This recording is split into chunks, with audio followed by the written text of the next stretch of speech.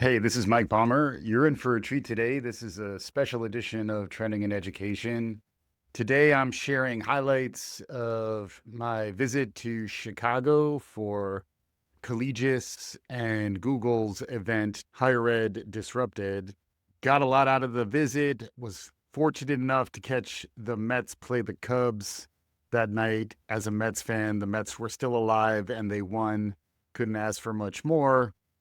But the day leading into that night was really where I got the content for this episode.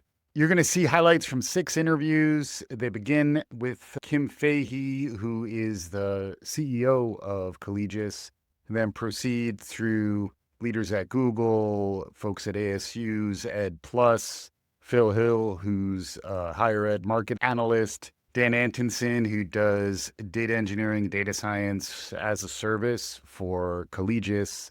And then I conclude with Jim Fong and Tracy Chapman.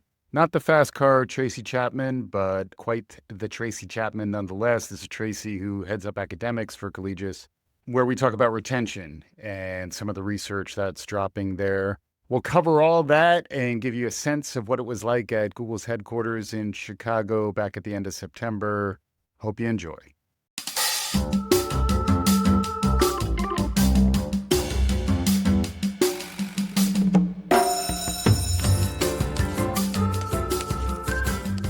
Welcome to Trending in Education. We're coming at you live here from Chicago, from Google's headquarters. There's a Collegis event called Disrupted that I've been getting a bunch of amazing conversations out of. Probably the most interesting one, the most strategic vantage point is one that I'm going to have right now with the CEO and president of Collegis, Kim Fahey. Kim, welcome to Trending in Education. Thanks for having me. Yeah, it's great to have you. We always start by getting to know you a little bit better. So can you share with us who you are, how you got to this point in your career? Yeah, so maybe I'll work my way backwards. So I've been the CEO of Collegis for almost 2 years now. Okay. And before that, I came to Collegis 10 years prior to that as their CIO. So my background is all in technology and data. And really, how do you use technology and data to solve business problems? And so our vision, and we'll talk about this, but our vision and our strategy on Collegis has all been centered around the use of data and technology. If we're going to differentiate ourselves as a managed services provider who is truly technology enabled and helps bring technology and data to schools, it is now more apparent than ever that without a strong technology ecosystem and posture, schools aren't going to survive. The challenge is they're very ill-equipped to do it on their own. Right. And so they need partners who live and breathe it every single day because you can't keep pace with the changes that are happening, especially with AI. You know, the fact that we can take our capabilities, we're working with 50 different schools now, and help them in these ways that they can't really help themselves. And then AI is the 600-pound gorilla in the room. What scares me is students and folks early in their careers, they're using AI as a collaborator or to complete assignments or to complete projects or whatever it is. They don't have that foundational experience to question. AI is great if you're already wise. What Google started to realize is given our deep expertise in the Google platform and technologies, we could help bring that at scale to schools. We bridge this gap between higher education, these big technology providers, because higher ed with the capabilities they have, they don't know how to leverage these platforms. You're able to work with good people. You're being pushed to innovate every year. You are able to put your customers and partners first, and at the end of the day, help play a little part of helping students succeed. As you can see, I got a lot out of my time there. This conversation with Kim in its full length will be coming down through the feed in the future. Keep your eye on Trending in Ed, trendingined.com. Subscribe wherever you get your podcast to keep up with these types of conversations. Also be on the lookout for Trending in Higher Ed only feed, where the type of content that's captured in today's highlights can be listened to in full. Trending in Higher Ed coming soon to a podcast feed near you.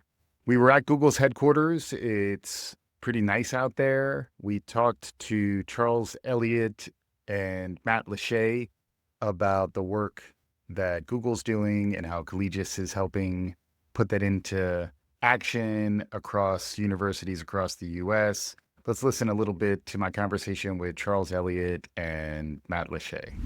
So I work across the organization from Google Research, DeepMind, Cloud to kind of bring these solutions to our customers and our partners and work kind of hand in hand to deliver them in various ways. The rate of change is phenomenally fast right now. And a lot of the challenge now is around it's become an engineering problem where before the technology wasn't there yet. Yeah. Now it's here. And the question is, what do you do with it? With all the conversation around AI, at the end of the day, AI is only going to be as good as the data foundation. It's just kind of odd that we never really thought of it as that type of tool, but I think that it really opens up the opportunity to take more traditional methods of learning, even taking existing textbook material and providing it to an AI to say, look, like visualize this differently, show me in a way that's animated or, translate it in a way that's like helpful to me. And you think about it in the context of like how relevant is a textbook in the year 2025 and the disservice we've done to learners who that's just not how they process information or learn and understand. It takes all of humanity to kind of really dive into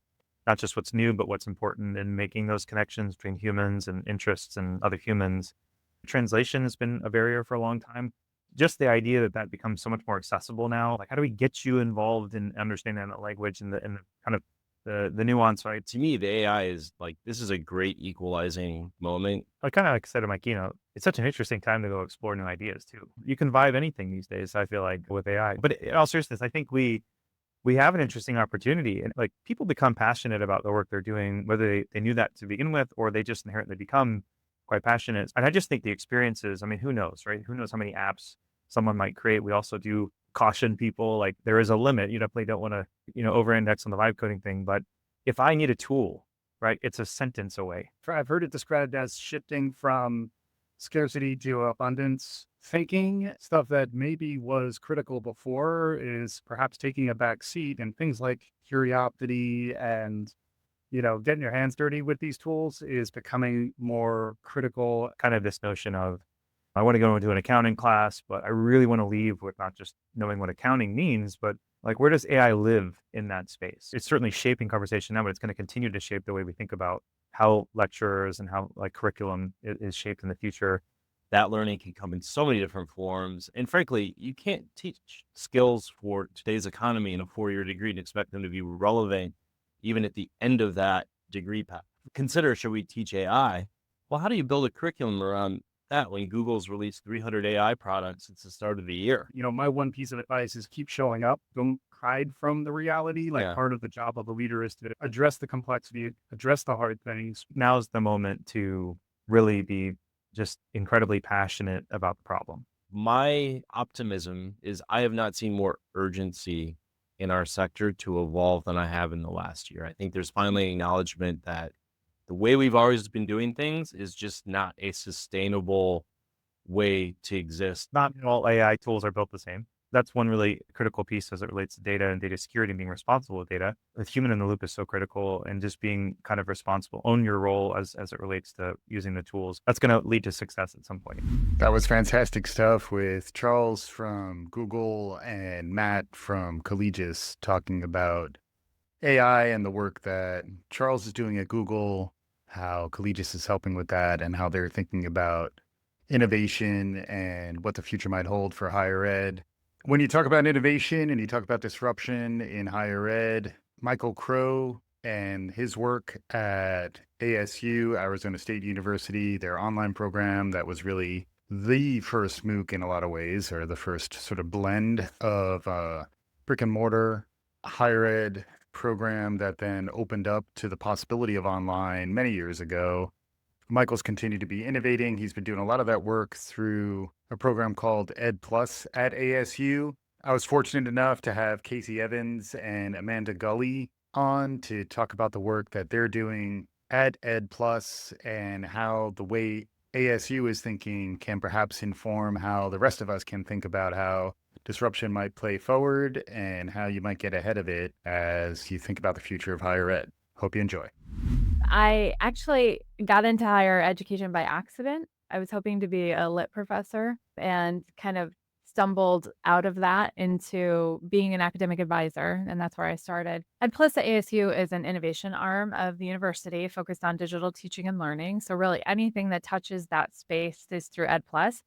started as ASU Online and Extended Campus in 2009. I also am at Ed Plus with Casey. I'm the chief of product and experience design, which is in itself a unique role in education. I don't think you see that very often. I was a campus immersion student who was also working full time. And so I know what that life is like to have that balance.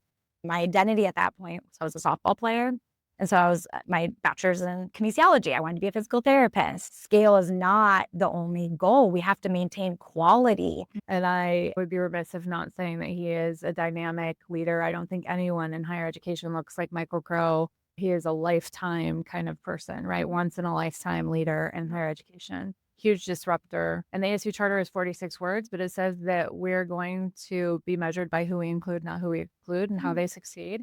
But to have an institution that enables and empowers everyone to have access to education, that in and of itself carries a lot of weight because it pushes us to rethink how education institutions work, period. Amanda talks a lot about defrictionalization. The friction in systems is what keeps people out. And I think that is the power of it because it's democratized to Amanda's point. Everyone owns it. We breathe it. We're so passionate about what we do because it's not about college. It's about learning.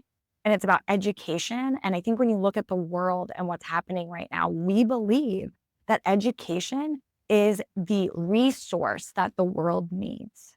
I just think we are so passionate about wanting to make the world the best place possible, especially being parents who have kids, that we want to make sure that they are prepared for the world ahead. It's not about the degree, it's about how you create lifelong learners to make better decisions in the world. Education is the thing that solves problems, is people understanding the world in which they live so that they can work to make better changes that fix the climate crisis, that help to overcome the health disparities. Those are real problems.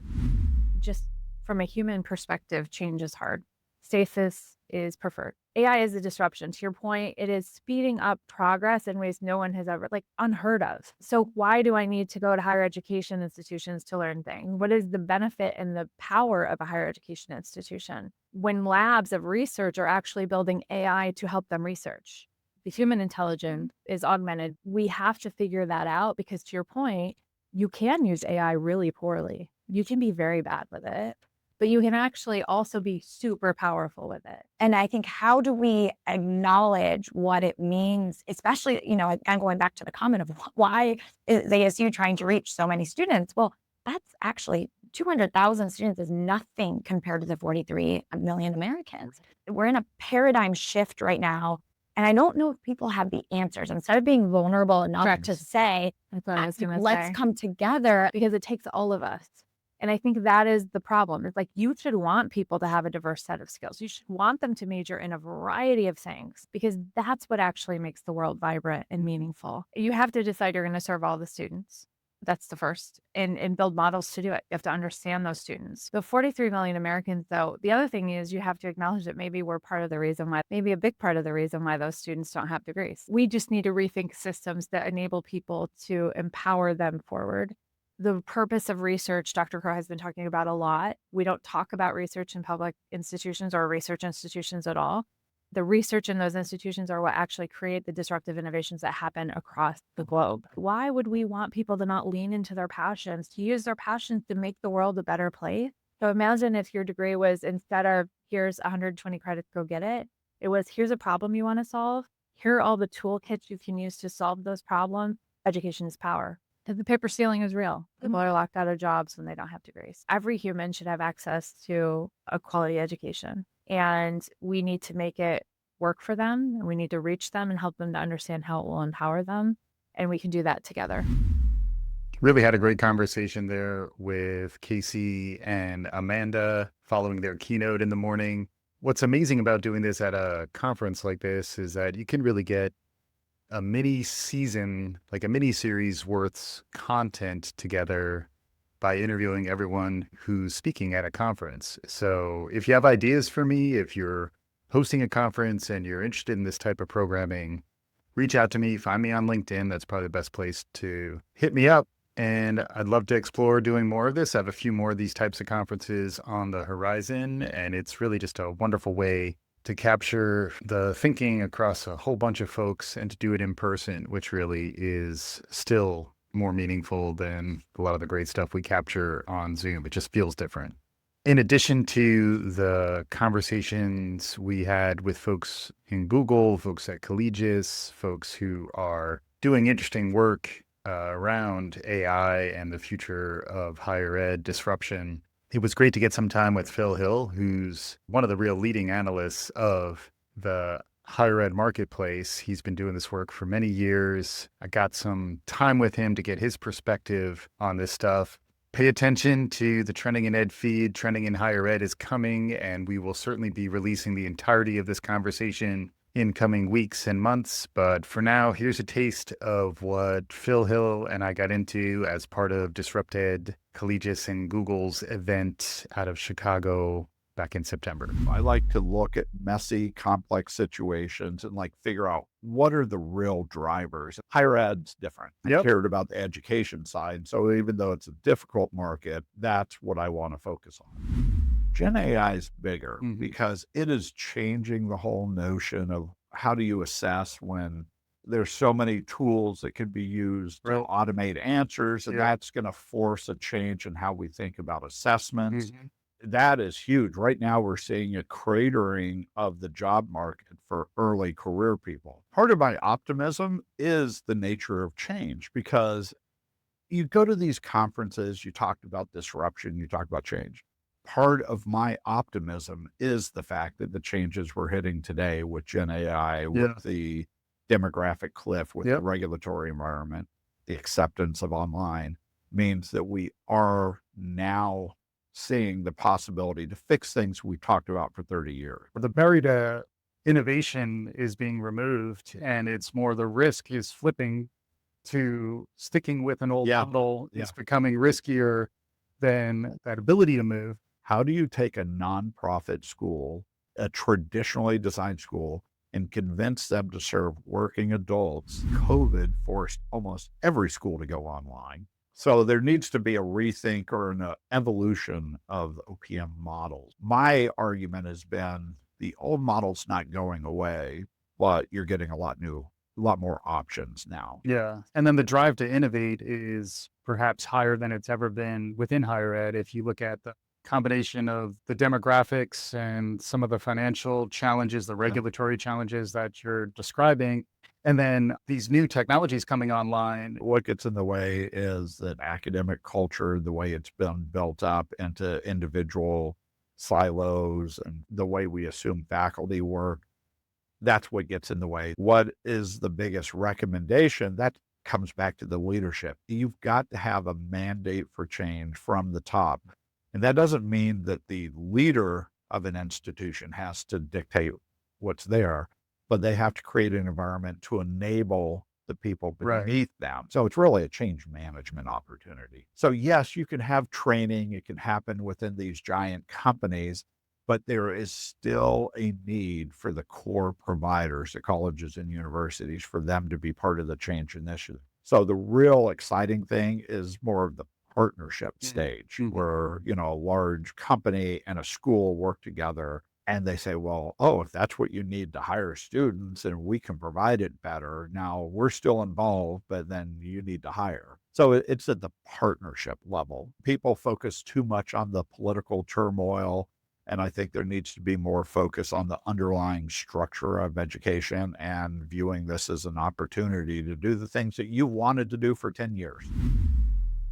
Really fantastic stuff there with Phil. He's definitely someone to follow. Check him out on LinkedIn. We'll include links to his consultancy and the work that he's doing in the show notes for this episode. He was talking a lot about these transformations. Some of that can get a little abstract and high level. And I was really pleased that there was a nice mix of strategic high level stuff, but then also a little more roll up your sleeves, hands-on, kind of operational sensibility to data science and data engineering and some of the work that Dan Antonsen is doing at Collegis. That's the next conversation. Again, keep an eye on our feed for when the full-length episodes are going to be coming down the pike, but really captured a lot of interesting and diverse perspectives. Dan in particular is a conversation that stuck with me.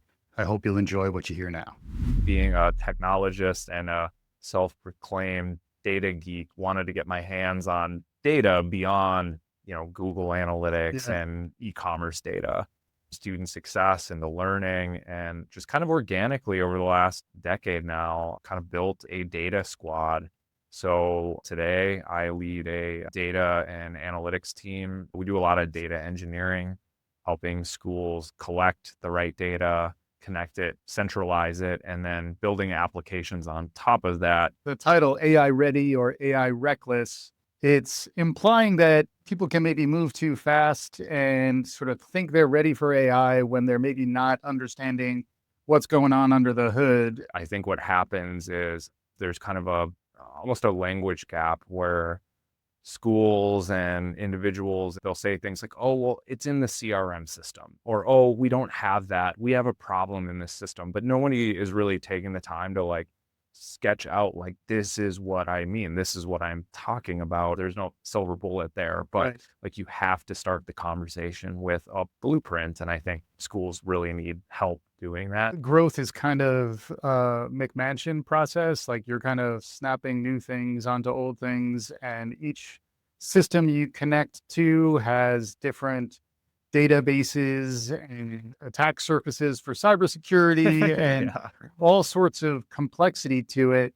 Think of that experience that is so much simpler Yeah. than the 4+ years Yeah. an undergraduate student has to bounce through all of these different systems over how long, across all of these different, organizations within organizations and organizations. And that's not even the coursework. A lot of the areas that I'm seeing schools win is really in the realm of personalization. Schools, they have writing centers, they have career centers, they have, there's all the tutoring, there's all of these support resources, but schools aren't always doing the best job of connecting students to those Right. resources. But once again, I think it just really comes down to prioritizing. Is it enrollment? Is it student success? I call them paper cuts, right? Where Yeah. there's these little administrative things you just need to do and just need to do and just need to do.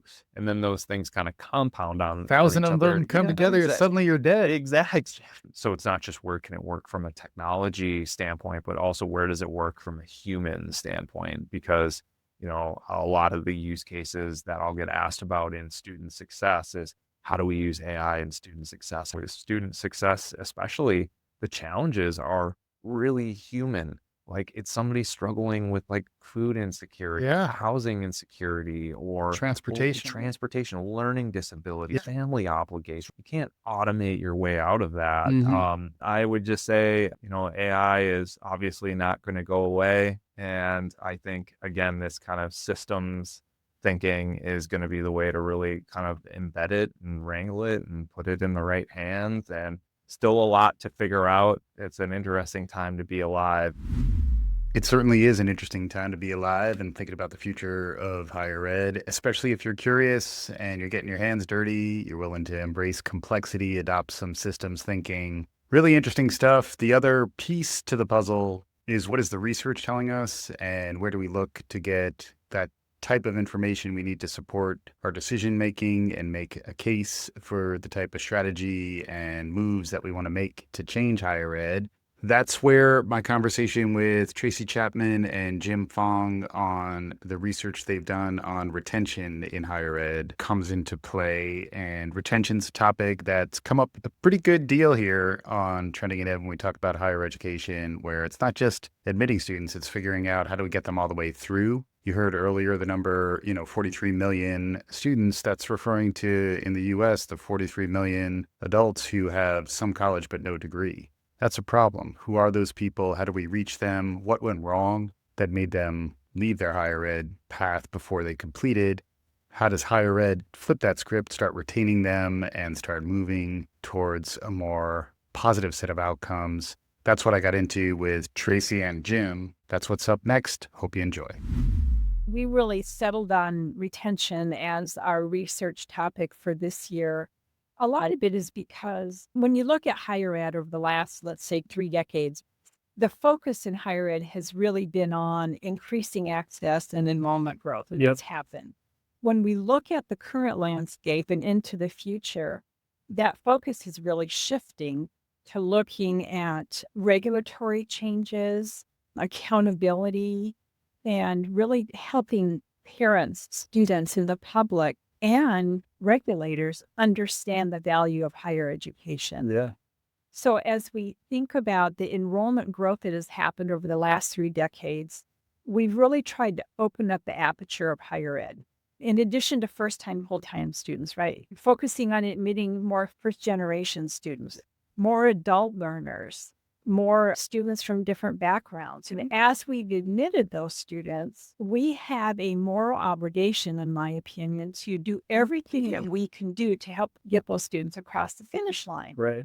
For so long, we've thought about higher ed as a zero-sum game, right? If my institution gets more students, that means I'm taking them from the institution down the street. But that's not really true. There's a broad population of potential learners that higher ed can serve if we just think about how we serve them differently. But I think connecting some of those dots is an opportunity for AI to really help institutions with blind spots that they might otherwise not see. Don't treat all the students the same way. Sure. Don't create just one pathway to communicate with them and to help them through retention. Students are going to be retained in different ways. I put forth a lot of resources on students that are self-directed, self-motivated, and they're going to get through over there. I think there's a lot of opportunities here for technology to help a process, to help people interject at the right places.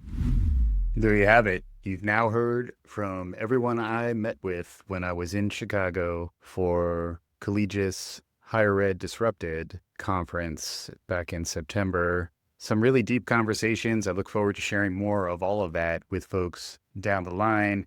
As we wrap up here, I was struck by the optimism. I was struck by the engagement that I got from each of these folks, and I could see the people who were attending the actual conference next door, how engaged they were in the conversation. There's a lot of upside here, I think, if folks adopt the right mindset. And that's what I think we brought it home here at the end in some closing comments that I have here with Kim. One thing that struck me in all the conversations I've had today is there's a lot of optimism, which is, I think, important to articulate when we're all in the midst of doom scrolling and whatever else is going on. There's a lot of negativity out there from every angle, and really not getting mired down in that and just sticking to what's true from a corporate culture. It's more important than ever. This technology's coming, and if you get out ahead of it, you ride it in the right way, you can land in a better tomorrow. Amazing conversation, Kim. Thank you so much for joining me. Yeah. And that will conclude today's episode. I'd like to thank again the folks from Collegis, Kim Fahey, Wes Catlett-Miller, Alyssa Miller for putting it all together. All the folks I talked to out there, a tremendous slate of guests. You'll be hearing more from them in upcoming episodes of Trending in Ed, Trending in Higher Ed. And hit me up if you have ideas like this. I'm open to it. I'm trying to figure out how to continue to expand these capabilities and get efficient about capturing great conversations and then sharing that back out with an audience. So hopefully you're liking it. If you enjoy Trending in Ed, please subscribe. We could use more reviews. We could use all the love and care we can get from our listeners. Hopefully you're enjoying what you're hearing. We'll be back again soon. This is Trending in Education.